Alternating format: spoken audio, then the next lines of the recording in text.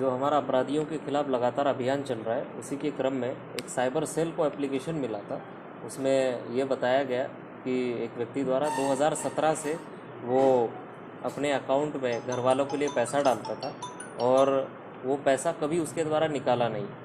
अभी जब वो लौटा है तो उसने अपना अकाउंट देखा तो उसके अकाउंट से सभी पैसे गायब।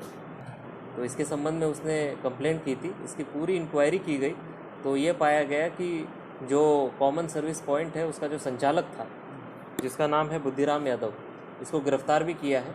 इसके द्वारा समय समय पर एक फर्जी अंगूठा बना लिया था, जो कि इसके जो फिंगरप्रिंट उसके पास पहले से थे उसको उसने एक जगह से एक अंगूठे के रूप में बनाकर उसका बार बार इस्तेमाल करते हुए 20-20 हज़ार के अमाउंट से लगभग पिछले 3 से 4 सालों में उसके पूरे उस अकाउंट से लगभग 15 लाख रुपए ट्रांसफ़र उसने कर लिए अपने अकाउंट में। इसके अलावा 8 लाख रुपए उसने चेक के माध्यम से भी अपने अकाउंट में ट्रांसफ़र करवा लिए। इस तरीके से इसी व्यक्ति के अकाउंट से उसने 22 लाख रुपए अपने अकाउंट में ट्रांसफ़र कराए। इसके संबंध में इसके पास जो लैपटॉप है और सभी चीज़ें हैं वो बरामद भी हुई है।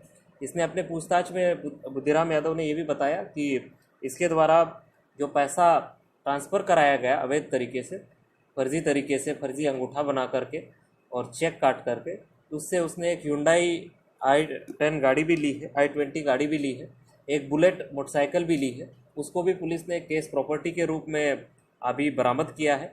इसके अलावा जो अन्य पैसा है उसका उसने क्या इस्तेमाल किया उसके बारे में जानकारी की जा रही है और उसको भी एक केस प्रॉपर्टी के रूप में हम अटैच करेंगे, बरामद करेंगे। जब इस केस के संबंध में हमने क्षेत्र में बताया और इस व्यक्ति को गिरफ्तार किया तो इसके बाद और 12 लोगों ने भी एप्लीकेशन दिए हैं, जिनको भी ये शक है कि पिछले 1 से 2 सालों में उनके भी पैसे इसी तरीके से इस व्यक्ति द्वारा निकाले गए। जहाँ पर कहीं 2000 रुपये निकालने के लिए अंगूठा लगाया गया तो 2000 की जगह 20,000 रुपये इसने निकाल लिए और 2000 दे दिए, बाकी अपने पास रख लिए।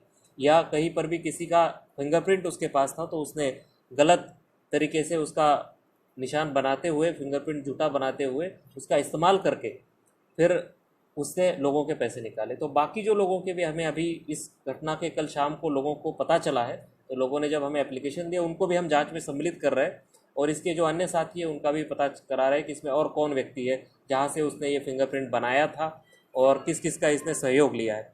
इस व्यक्ति के बुद्धिराम यादव की गिरफ्तारी हुई है। इससे जो सामान उसने उपयोग किया है वो बरामद हुआ है और जो पैसे से इसने चीज़ें खरीदी है वो भी एक केस प्रॉपर्टी के रूप में बरामद हुई है।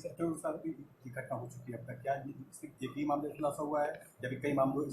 हमने जो घटना की जांच की थी वो एक मामले की थी, जो हमें एक प्रवीण है उनके द्वारा एप्लीकेशन दिया गया था, जो साइबर सेल इसकी जांच कर रही थी और उनके अकाउंट से 2017 से अगस्त 2017 से लेके अभी 10 अक्टूबर अभी 2020 तक इन्होंने लगभग 14,83,879 रुपया ट्रांसफ़र करके अपने अकाउंट में लिया है। इसके अलावा लगभग 8 लाख रुपए चेक के माध्यम से अपने अकाउंट में लिया है और बिल्कुल ही फर्जी तरीके से, अवैध तरीके से उसको लिया है। अब इसका जब खुलासा पब्लिक को, वहाँ क्षेत्रीय लोगों को पता चला तो उसी CHCP को जो इस्तेमाल करते थे लोग, ऐसे 10-12 लोगों ने और हमें इन्फॉर्मेशन दी है कि हमारे भी अकाउंट को चेक किया जाए। हमें भी आशंका है कि हमारे कहीं 20,000 रुपये, कहीं 50,000 रुपये, 70,000 रुपये इसने निकाल लिए। जनसेवा था क्या सर? हाँ। क्या कुछ बरामद हुआ है सर इनके पास?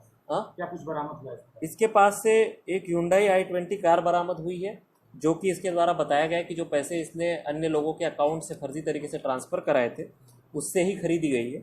एक इससे बुलेट मोटरसाइकिल भी बरामद हुई है, जो भी उसने यही कहा कि वो भी इसी पैसे से ली गई है। एक लैपटॉप इससे बरामद हुआ है, थंब स्कैनर मशीन एक बरामद हुई है, प्रिंटर बरामद हुआ है, 50 ATM भी बरामद हुए हैं इससे। ये भी नए ATM है, लिफाफा बंद है। इसकी भी जांच की जा रही है कि अगर किसी व्यक्ति द्वारा अगर बैंक में अकाउंट खोला जा रहा है तो उसका ATM उसके अकाउंट पे, उसके घर के पते पे पहुंचना चाहिए, ना कि CSP वाले के यहाँ पर। उसके यहाँ पर किस आधार पे पहुंचा है और कहीं ऐसा तो नहीं कि पूर्व में लोगों का ATM भी इसने गलत इस्तेमाल किया हो, उसके बारे में हम जाँच कर रहे हैं। अभी ATM के संबंध में हमारे पास ठोस सबूत नहीं है कि उसने कहीं उसका गलत इस्तेमाल किया। माना जाए ऑनलाइन ट्रांजेक्शन होने से जो इस तरह घटना है वो ज़्यादा बढ़ रही है, माना जाए? इसमें ऑनलाइन ट्रांजैक्शन, देखिए ऑनलाइन ट्रांजैक्शन ज़रूरी नहीं, वो सेफली करना भी ज़रूरी है। हर व्यक्ति, हाँ, ATM किस बैंक का? ATM काफ़ी सारे हैं, लगभग 50 ATM इसके पास बरामद हुए हैं और वो ATM कस्टमर्स के हैं उन कस्टमर्स से भी पूछा जाएगा और उन बैंक से भी पूछा जाएगा कि ये एटीएम कस्टमर के या बैंक के पास ना होकर इस व्यक्ति के पास कैसे है।